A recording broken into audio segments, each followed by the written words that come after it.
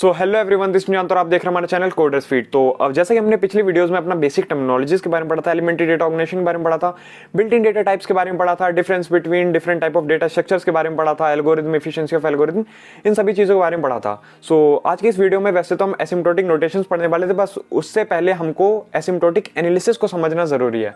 एक बार हम वो चीज समझ गए फिर हमको इन नोटेशंस को समझने में इतनी दिक्कत नहीं होगी। तो चलिए शुरू करते हैं आज की इस वीडियो को। आज का हमारा टॉपिक है एसिम्प्टोटिक एनालिसिस। तो यहाँ पर हमारा सबसे पहला पॉइंट है, this is to measure the order of growth.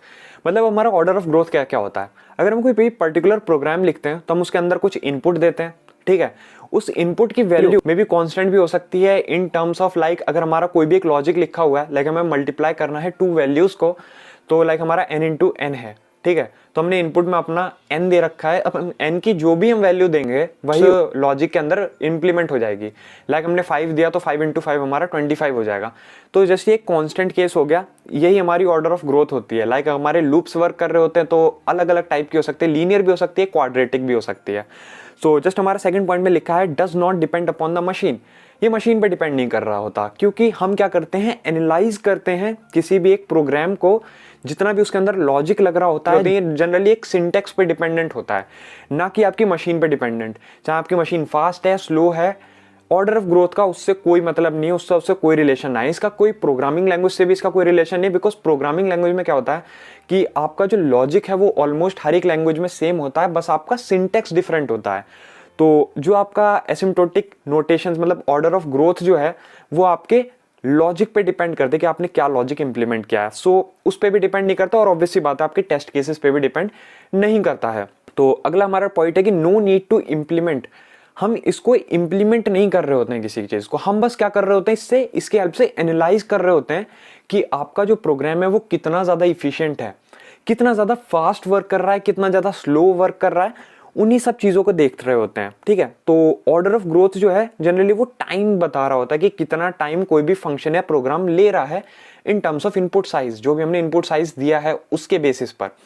तो इसका एग्जांपल दे रखा है कि अगर आपने कोई इनपुट n ले रखा है आपके प्रोग्राम के लिए, तो जो n की वैल्यू है ना, मे बी ये कांस्टेंट हो सकता है, और मे बी ऐसा हो सकता है कि आपका लीनियरली इसकी ग्रो कर रहा हो, इनका टाइम जितना ज्यादा लग रहा है उतनी ही ज्यादा इनकी ऑर्डर ऑफ ग्रोथ भी ज्यादा होती है। तो जितना ज्यादा आपकी ऑर्डर ऑफ ग्रोथ होगी ये उतने ही ज्यादा इनएफिशिएंट होते हैं।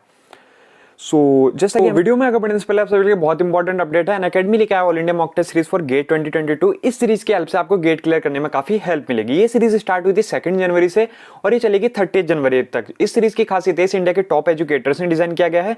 इसमें आपका सारा का सारा सिलेबस कवर किया जाएगा और आपको एक्चुअल एग्जाम लाइक सेटिंग भी मिलेगी और आपको ऑल इंडिया रैंकिंग भी मिलेगी, और आप अपने वीक एरियाज को एनालाइज कर सकते हैं with the help of video solution. और अनअकैडमी का कॉम्बैट टेस्ट है वो होने वाला है 23 जनवरी को 11 AM। इसमें आपको 60 मिनट्स मिलेंगे फॉर 20 क्वेश्चंस, और 200 लकी पार्टिसिपेंट को जीतने का मौका मिल सकता है exciting prizes. So link is in the description, go and check out. Unacademy जो न्यू बैचेस हैं फॉर गेट 2023 एंड 24 वो स्टार्ट होने वाले हैं 19 जनवरी से, यानी कि आज से ही, आज लास्ट डेट है आपकी। ये जो बैचेस हैं वो mechanical, civil, CSIT and electrical सभी ब्रांचेस के लिए एप्लीकेबल हैं। और अगर आप इनका प्लस सब्सक्रिप्शन खरीदेंगे फॉर लाइव बैचेस तो आप मेरा कोड NS20 डाल सकते हैं फॉर 10% एक्स्ट्रा डिस्काउंट। और अनअकैडमी की तरफ से एक बहुत ही बड़ा ऑफर निकल के आ रहा है, अगर आप उनका 1 ईयर का सब्सक्रिप्शन खरीदेंगे तो आपको 2 मंथ का सब्सक्रिप्शन एक्स्ट्रा मिलेगा। और अगर आप मेरा कोड NS20 डालेंगे तो गेट एंड ESE के प्लस सब्सक्रिप्शन पे आपको 10% का एक्स्ट्रा डिस्काउंट भी मिलेगा। और अनअकैडमी का ये जो सेम ऑफर है 2 ईयर के सब्सक्रिप्शन पे भी एप्लीकेबल है। अगर आप 2 ईयर का सब्सक्रिप्शन लेते हैं तो आपको 4 मंथ का एक्स्ट्रा सब्सक्रिप्शन मिलेगा। और अगर आप मेरा कोड NS20 डालेंगे तो आपको 10% का एक्स्ट्रा डिस्काउंट भी मिलेगा for all the subscription of GATE and ESE 2023 and 2024। So link is in the description, go and check out. और अनअकैडमी लेके आए इकोनिक सब्सक्रिप्शन वालों के लिए एक 1-to-1 लाइव मेंटरशिप प्लेटफॉर्म। इसमें आप क्या कर सकते हैं, अपना particular 1-to-1 live session book कर सकते हैं विद योर फेवरेट मेंटर।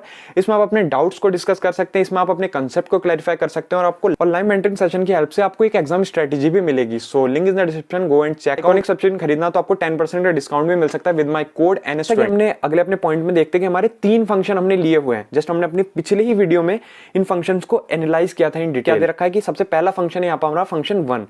इसमें हमने क्या दे रखा है कि इंटीजर में हमने एक n इनपुट दे रखा है, ठीक है। तो यानी हमने एक n इनपुट दे दिया और जस्ट यहाँ पर हम रिटर्न क्या कर रहे हैं कि n into n+1 divided by 2, यानी नंबर ऑफ टर्म्स, किसी भी एक पर्टिकुलर नंबर की नंबर ऑफ टर्म्स को ऐड कर रहे हैं, ठीक है।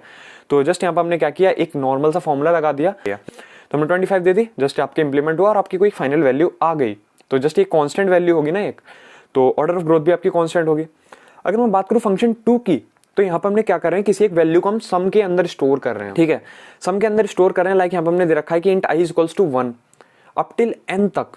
तो यहाँ पर हमारा क्या होगा, sum equals to sum plus K I, यानी कि जो आपकी n की वैल्यू है वो मल्टीपल टाइम यूज की जा रही है। लाइक आपकी आई जो है ना वो 1 से लेके फिर आपके n तक काम कर रहा है। लाइक आपका n की वैल्यू 5 है तो 5 बार उस लूप को वो चलाएगा, यानी जो आपकी ऑर्डर ऑफ ग्रोथ है वो बहुत ज्यादा ले रही है। मतलब जहां पे आपका एक स्टेप में सारा काम खत्म हो रहा था, यहाँ 5 स्टेप के लिए चेकिंग होगी।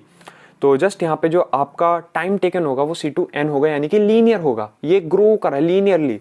तो जस्ट ये लीनियर है, मतलब कि ये ज्यादा इफिशियंट है, ये उससे कम इफिशियंट है, ठीक है। और यहाँ पे जैसे हमारे दे रखा है, हमने नेस्टेड लूप का मेथड यूज कर रखा है, ठीक है। तो जस्ट यहाँ पे हमने सम इक्वल्स टू 0 जिसके अंदर वैल्यू स्टोर करेंगे। ये जो हमने सम इक्वल्स टू 0 था और ये हमारा सम जो हमने आई इक्वल्स टू 1 था, ये हमारे कांस्टेंट में काउंट होंगे, इसलिए यहाँ पे हमने अपना C3 ले रखा है, ठीक है। तो जस्ट अगर हम अपना देखें, फंक्शन 3 है ये हमारा, हमने सम के अंदर वैल्यू स्टोर कर रहे हैं, तो जस्ट ये कांस्टेंट हमने कांस्टेंट 6 काउंट कर लिया। फॉर लूप लग रहा है आई के लिए, तो जस्ट यहाँ पे हमने n भी अपना ले रखा है और हमारा मल्टीपल टाइम्स लग रहा है, मतलब लूप के अंदर लूप है ना, कि अगर मान लीजिए अगर कोई वैल्यू 5 टाइम चल रही है, अगर हम उसको भी 5 टाइम चला दें तो 5 × 5 मतलब 25 टाइम्स। तो जस्ट यहाँ हमारा क्या हो गया कि ऑर्डर ऑफ ग्रोथ जो होगी इसकी क्वाड्रेटिक होगी, बिकॉज जब यहाँ पर हमारा मल्टीपल फॉर लूप चल रहे हैं वहां तो हमने डायरेक्टली इंप्लीमेंट कर दिया था कि वैल्यूज को हम ऐड कर रहे हैं, बट यहाँ जो मल्टीपल फॉर लूप चल रहे हैं ये कुछ ना कुछ इस फॉर्मूले को डिपिक्ट कर रहे हैं।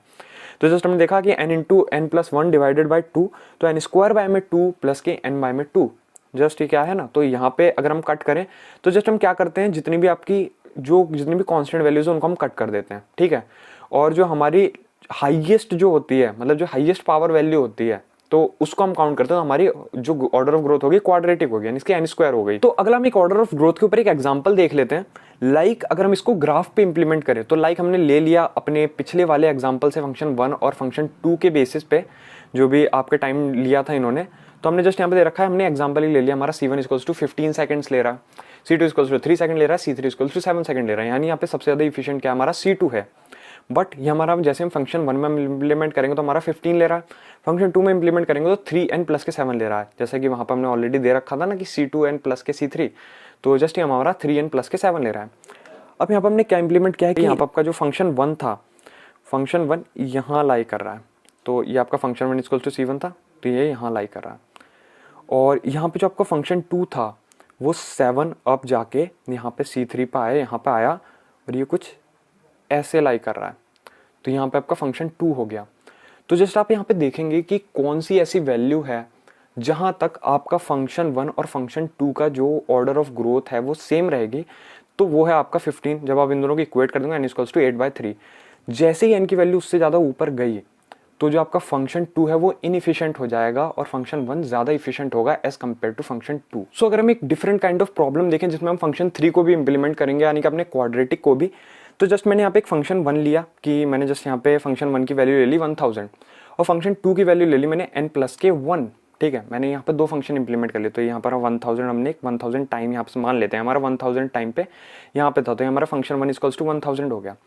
फंक्शन 2 की जो ग्रोथ है वो लीनियर है, ठीक है। फंक्शन 2 की ग्रोथ जो है वो लीनियर, वो ऐसे करके ग्रो कर रहा है और उसकी क्योंकि इसमें n+1 है तो वो लीनियरली ग्रो कर रहा है। लेकिन जैसे ही वो 999 यानी हम देख रखा है ना, हमने n की वैल्यू फाइंड करी 999 से अगर वो एक भी ज्यादा होता है वो इनइफिशिएंट हो जाएगा, यानी कि वो ज्यादा टाइम लेगा एज कम्पेयर टू फंक्शन 1। तो अगर हम देखेंगे फंक्शन 3 जो है वो आपका क्वाड्रेटिक ग्रो कर रहा है, n² है उसमें, तो क्वाड्रेटिक ग्रो कर रहा है, तो सबसे ज्यादा इनइफिशिएंट ये है, यानी कि आपकी ऑर्डर ऑफ ग्रोथ जो है वो जितनी ज्यादा होगी उतना ही ज्यादा जो आपका फंक्शन है, जो आपका प्रोग्राम है वो उतना ही इनइफिशिएंट होगा, यानी कि उतना ही वो ज्यादा टाइम लेगा। जैसे यहाँ पे दे रखा है function 3 is the quadratic function which grows faster and take more time as compare to function 1 and function 2, ठीक है। साइज ऑफ इनपुट जो होगा हमेशा आपका 0 होगा या ग्रेटर देन 0 होगा, ये होता है आपका साइज ऑफ इनपुट, और ये जो आपका जा रहा होता है ये होता है आपका टाइम टेकन। सो आज के इस वीडियो में हमने काफ़ी सारी चीज़ें पढ़ी, जैसे हमने पहले पढ़ा था कि हम ऑर्डर ऑफ ग्रोथ को मेजर करते हैं with the help of asymptotic analysis, मतलब कि वो मशीन डिपेंडेंट नहीं होता, प्रोग्रामिंग लैंग्वेज डिपेंडेंट नहीं होता, वो इनपुट साइज n पर डिपेंड करता है, जिस हिसाब से आपका इनपुट ग्रो करेगा। लाइक कॉन्स्टेंट भी हो सकता है आपका और लीनियर भी हो सकता है और आपका क्वाड्रेटिक भी हो सकता है, depend all value of your N, यानी कि इनपुट साइज। हमने 3 टाइप के आपके फंक्शन से इसको समझा था कि कौन सा ज़्यादा एफिशिएंट, लाइक ये वाला ज़्यादा एफिशिएंट था, ये कम था, ये सबसे कम था, बिकॉज इसके अंदर हमारी order of growth N square हो रही थी, यहाँ पर हमारी एन हो रही थी। हमने कॉन्स्टेंट के ऊपर इसको इंप्लीमेंट करके समझा, वो सारी चीज़ें आपने देखी होंगी। हमने इसको ग्राफ में थोड़ा इंप्लीमेंट करके समझा कि कौन सी वैल्यू तक के लिए आपका जो फंक्शन 2 है वो परफेक्ट बैठेगा, मतलब कम टाइम लेगा एज कम्पेयर टू फंक्शन 1। तो हमने वो चीज़ें भी समझी। और नेक्स्ट हमने अपने इसमें क्वाड्रेटिक के मेथड को भी समझा था कि क्वाड्रेटिक कैसे ग्रो कर रहा होता है, कि वो सबसे स्लो आखिर में क्यों है। तो वो चीज़ हमने ग्राफ पे इंप्लीमेंट करके देखी। तो हमने यहाँ पे सारी की सारी चीज़ें प्रैक्टिकल मेथड में भी हमने देख ली, हमने ग्राफ पे सीधा इंप्लीमेंट करके देख लिया कि वो कैसे चीज़ें ग्रो कर रही होती हैं।